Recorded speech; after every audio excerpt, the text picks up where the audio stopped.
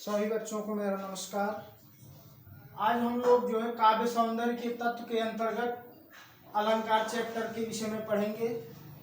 जैसा कि रस और छंद काव्य सौंदर्य की तत्व हमारा हो गया है कक्षा 10 के सिलेबस के अनुसार।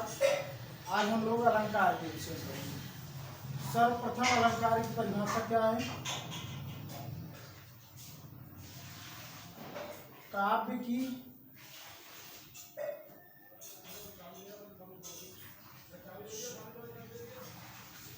काव्य की या शब्दार्थों की?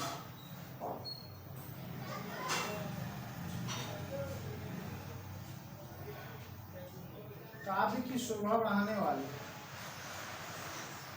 काव्य की शोभा बढ़ाने वाले शब्दार्थों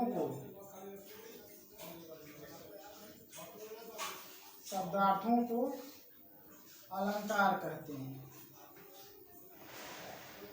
अलंकार कहते हैं। ये परिभाषा नोट कर लीजिए। काव्य की शोभा बढ़ाने वाले शब्दार्थों को अलंकार कहते हैं। शब्दार्थ और इसका संस्कृत में होगा काव्य शोभा कलान धर्मान अलंकार प्रचलित। अलंकरोति अलंकार है, ये भी है। अलंकरोति अलंकार, अलंकरोति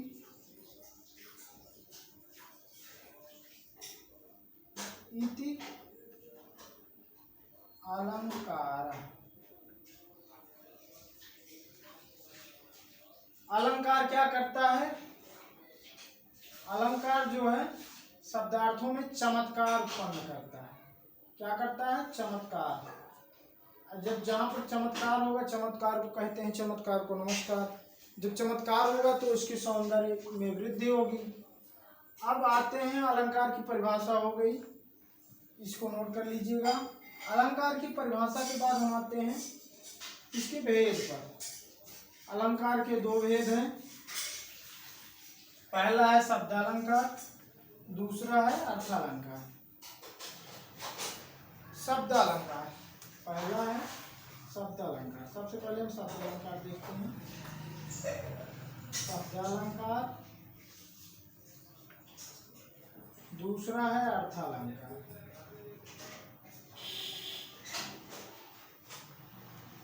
और एक तीसरा भी अलंकार माना जाता है, इसे उभय अलंकार कहते हैं, अर्थात जिनमें शब्द और अर्थ की दोनों की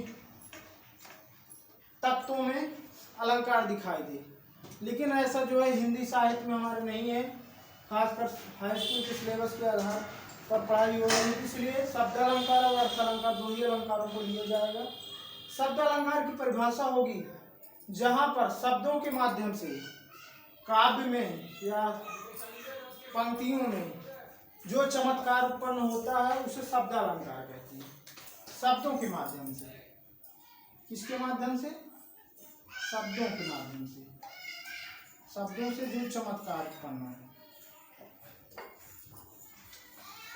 और अर्थालंकार की परिभाषा होगी अर्थों के माध्यम से, जिनके अर्थ में चमत्कार हो। किसमें? अर्थ में।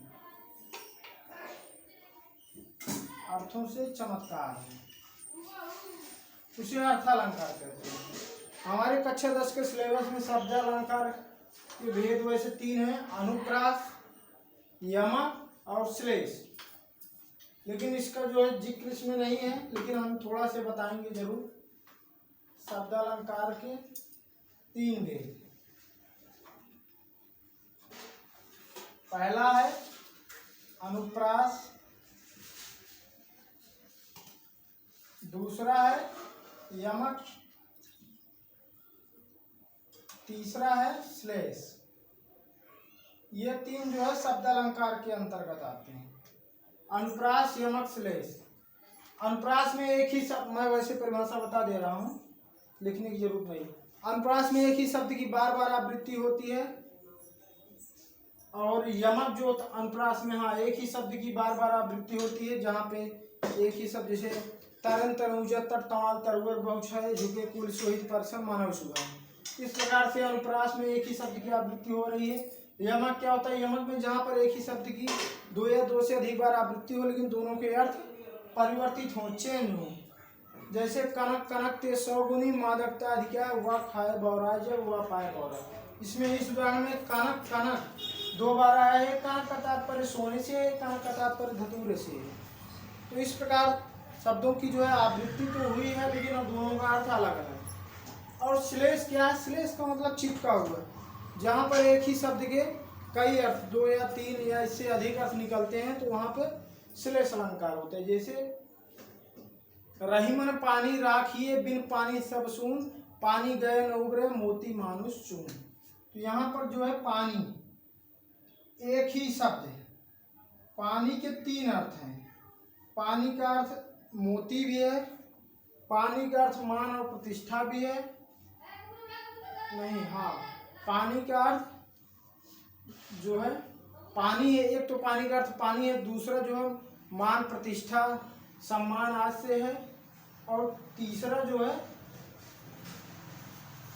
मोती से तात्पर्य है, मोती मानुष चून, पानी गए न उबरे। इन तीनों की जो है बिना पानी का काम नहीं चलता है। अब वो पानी मनुष्य के लिए इज्जत प्रतिष्ठा सम्मान है, चून के लिए पानी जो यूज होता है हम लोग जो पीते हैं, और मोती के लिए जो पानी होता है उसके विषय में ज़्यादा नहीं पता है।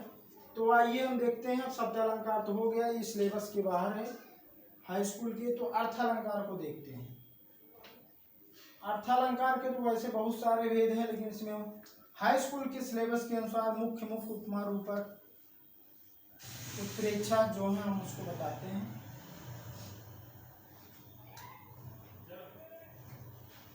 हाई स्कूल के सिलेबस के अनुसार उपमा रूपक उत्प्रेक्षा 3 अलंकार दिए गए हैं अर्थालंकार में।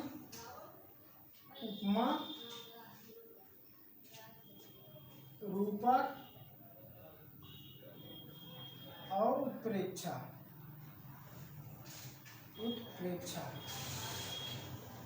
इन तीनों अलंकारों के लिए सबसे पहले इनके अंगों को जानना होगा। उपमेय, उपमान, साधारण धर्म और वाचक। सर्वप्रथम उपमा के 4 अंग। इसके उपमा के 4 अंग हैं। उपमा के 4 अंग हैं। उपमेय,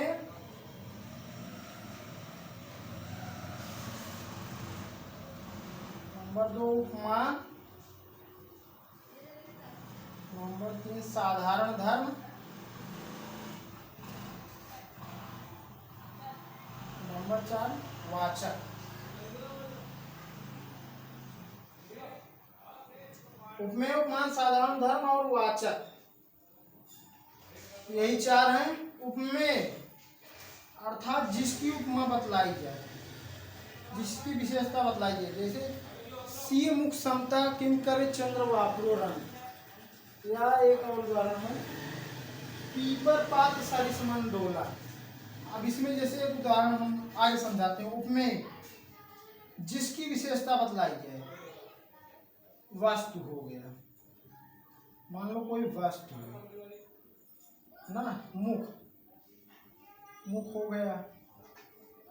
अब जिससे विशेषता बतलाई जाए, जैसे चंद्रमा हो गया, मुख की विशेषता अधिकतर चंद्रमा से बतलाई जाती है। और साधारण धर्म, कॉमन क्वालिटी जिसे बोलते हैं साधारण धर्म। साधारण धर्म में हम पाएंगे सुंदरता, दोनों में क्या है गौरपन, सुंदर, चंद्रमा भी सुंदर होता है, मुख भी, ये कॉमन क्वालिटी हो गई। और वाचक क्या होगा? तरह, सा ना, इस प्रकार से ये वाचक हो गया। किन शब्दों से स्पष्ट हो रहा है कि इसमें उपमेय उपमा। अब हम इसे उदाहरण के माध्यम से स्पष्ट करते हैं।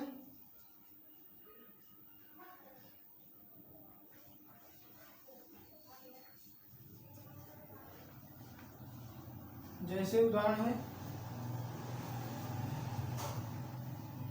उपमा का उदाहरण है, उदाहरण पीपर पात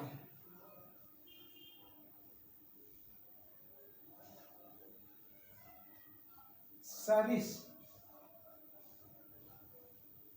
मन डोला। इसमें पूर्णोपमा है। क्या है? पूर्ण उपमा, अर्थात जहां पे उपमा के चारों अंग स्पष्ट दिखाई देते हों वहां पूर्ण उपमा। जहां पर कोई अंग लुप्त होता है उसे लुप्तोपमा कहते हैं। पीपर, पीपर पात है। अब इसमें पीपल का पत्ता जो है, ये पीपर पात जो है उपमेय हुआ,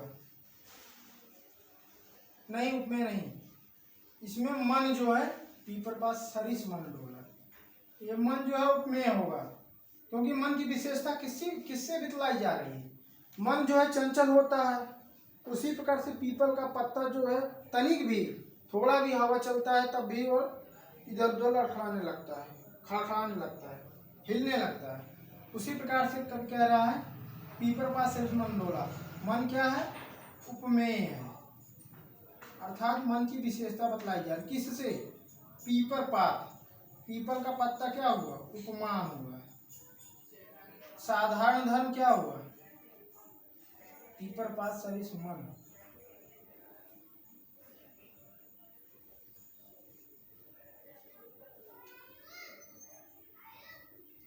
चंचलता इसमें होगी, हाँ। डोलना, ये डोला क्या होगा? साधारण धर्म होगा, क्योंकि पीपर का पत्ता भी हिलता है तो ऐसे मन भी चंचल दिखाई नहीं देता है लेकिन बहुत चंचल होता है। ये हुआ साधारण धर्म। और सरिस जो होगा वाचक होगा। किससे दोनों में समानता बतलाई जा रही है कि सबसे सरिस, सरिस मतलब समान, ये हो गया वाचक।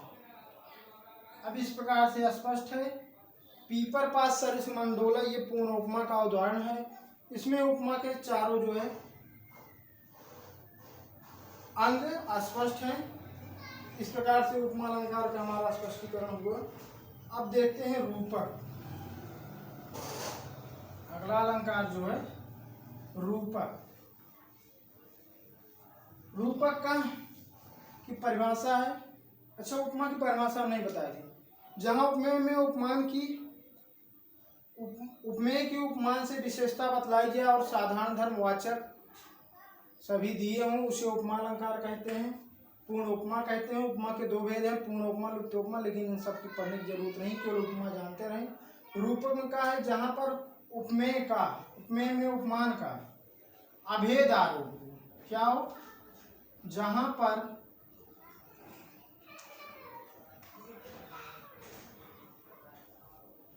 उपमेय में उपमान का अभेद बिना किसी भेद के, जैसे उसका मुख चंद्रमा के समान है, सीधा बिना किसी भेद के उसका मुख चंद्रमा है। उपमेय में उपमान अभेद रूप से रहता है, अभेद रूप से हो वहां रूपक अलंकार। कौन सा अलंकार? रूपक अलंकार। रूपक अलंकार होता है जहां पर उपमेय में उपमान अभेद रूप से हो वहां रूपक अलंकार होता है। अब इसका एक उदाहरण देखते हैं।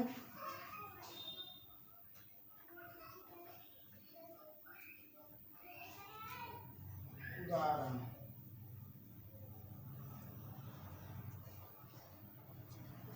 अंबर पनघट में डुबो रही, तारा घट ऊषर ना गई।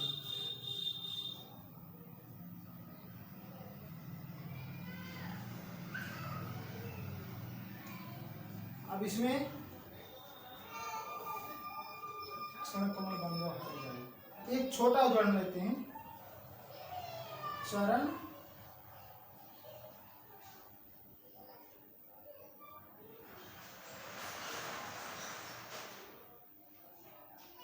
चरण कमल बंदव हरि राई।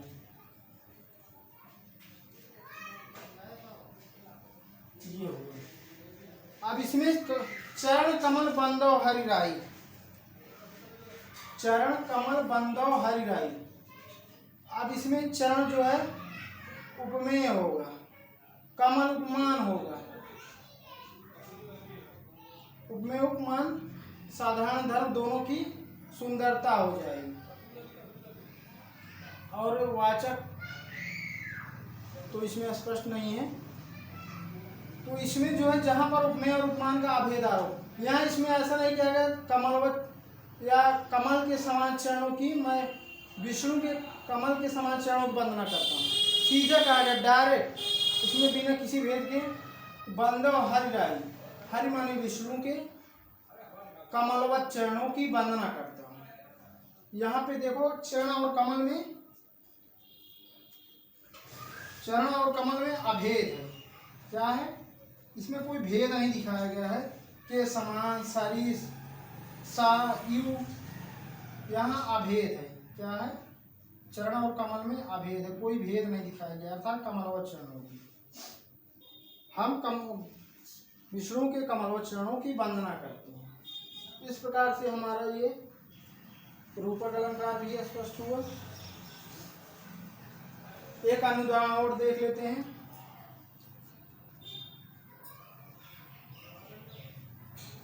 अंबर पनघट में डुबो रही तारा घट ऊषा नागरी। इसमें आपको कहीं भी नहीं दिखेगा किससे क्या समानता बतलाया जा रहा है, सीधा डायरेक्ट आरोप किया गया। क्या है? देखो,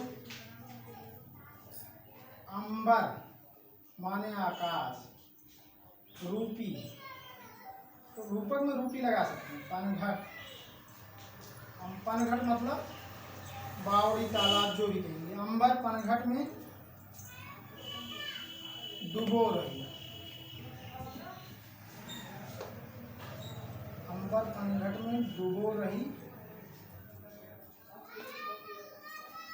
तारा घट उषा नागरी,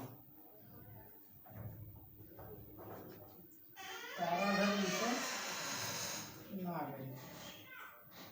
नागरी मतलब चतुर, अर्थात आकाश रूपी तालाब में या पनघट में उषा जो है, तारा घट उषा नागरी, तारा रूपी घड़े को उषा प्रातः काल जब होता है,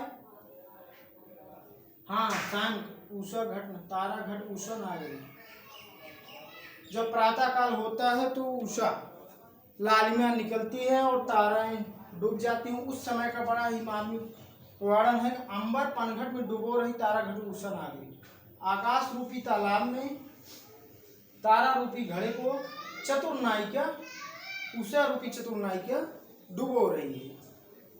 तो इसमें डायरेक्ट बिना किसी भेद के आरोप है। इस प्रकार से ये रूपक अलंकार है। अब हम आते हैं उत्प्रेक्षा अलंकार में। उत्प्रेक्षा का पहचान चिन्ह जन जानो मन मानो यू, ये सब है उत्प्रेक्षा। इसके पहचान चिन्ह है, पहचान जन जानो मन मानो यू आप, अर्थात उत्प्रेक्षा में जैसे संभावना, जहां पे संभावना बतलाया जाए कि ये ऐसा है, मानो आकाश जो है संध्या काल में आकाश में काजल बरस रहे हों, आसमान से काजल बरस रहे हों, मानो किसी ने रात के समय चंदोवा बिछा दिया हो आकाश में, अर्थात वहाँ पे मानो जानो ये शब्दों का प्रयोग जरूर रहेगा। इससे हम पहचान जाएंगे उत्प्रेक्षा अलंकार। इसकी परिभाषा जहाँ पर परिभाषा होगी, जहाँ पर उपमेय उपमान में संभावना व्यक्त की है। क्या? संभावना, संभावना व्यक्त हो,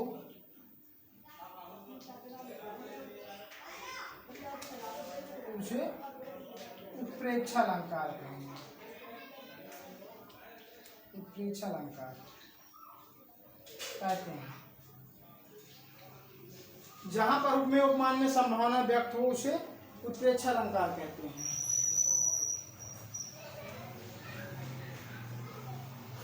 अब देखो एक बहुत बढ़िया उदाहरण है बिहारी जी का ये लिए गए। सोहत ओढ़े पीत पट, सोहत ओढ़े पीत पट, श्याम सलोने गात, मनौ नील मन शैल पर आता परियो प्रभात।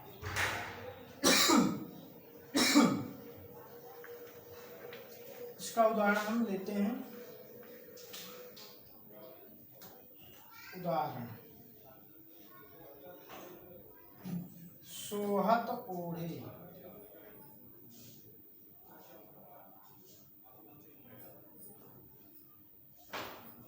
पीत पट, श्याम सलोने गात,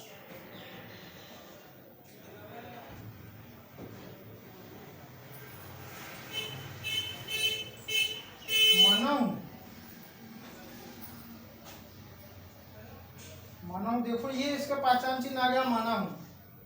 सोहत ओढ़े पीत पट, श्याम सलोने गात, मनौ नील मन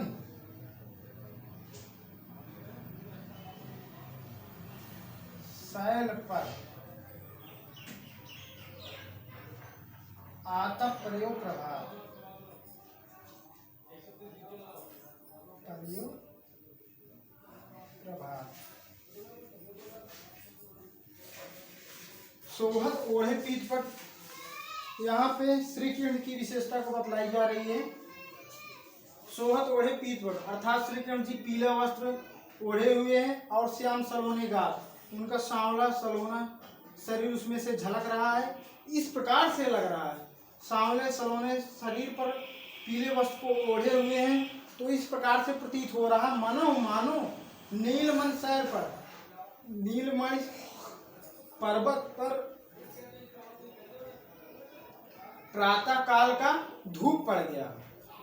नीलमण जो है शैल जो है श्यामल होता है, उस पर प्रातः काल की लालिमा, प्रातः काल की किरण, आता मतलब धूप होता है, पड़ी हो। इस प्रकार से श्री कृष्ण जी सुशोभित हो रहे हैं।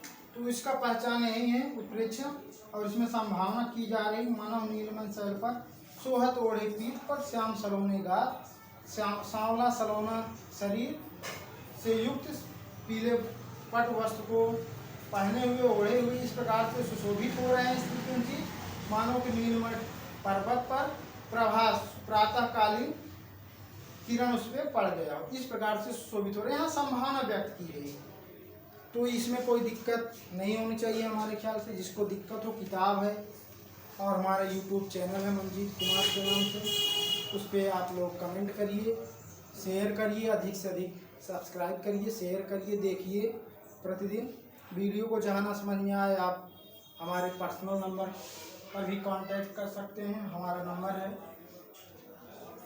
9838820492। ये हमारा एयरटेल नंबर है, इस पर व्हाट्सएप भी बना हुआ है, और इस नंबर पे कॉल करके कोई भी दिक्कत हो, कोई परेशानी हो, विद्यालय में स्टाफ में किसी के पास भी फ़ोन कांटेक्ट करके आप अपनी शिकायत को दर्ज करा सकते हैं, और उसका हम पूरा समाधान करने का प्रयास करेंगे। तो आज की क्लास यहीं पे